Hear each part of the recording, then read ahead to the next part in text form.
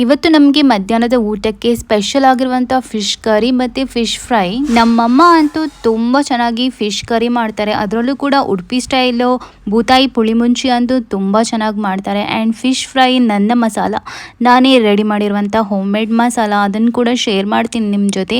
ಈಗ ಫಸ್ಟು ಬೂತಾಯಿ ಪುಳಿಮುಂಚಿಗೆ 15 to 20 red ಚಿಲ್ಲೀಸನ್ನು dry roast ಮಾಡ್ಕೊಳ್ಬೇಕು. ನೆಕ್ಸ್ಟು ಒಂದು ಅರ್ಧಕ್ಕಿಂತ ಕಮ್ಮಿ ತೆಂಗಿನಕಾಯಿ ಹಾಕ್ಕೊಬೇಕು.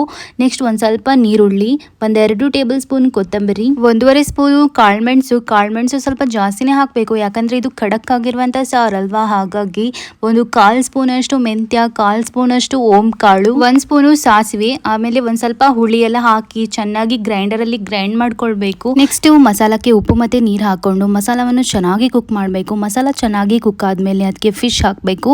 ಫಿಶ್ ಒಂದು 5 ಮಿನಿಟ್ಸಲ್ಲಿ ಕುಕ್ ಆಗುತ್ತೆ. ಫುಲ್ ವ್ಲಾಗ್ ನನಗೆ ಯೂಟ್ಯೂಬಲ್ಲಿ ಅಪ್ಲೋಡ್ ಮಾಡಿದ್ದೀನಿ, ಒಂದ್ಸಲ ಚೆಕ್ಔಟ್ ಮಾಡಿ.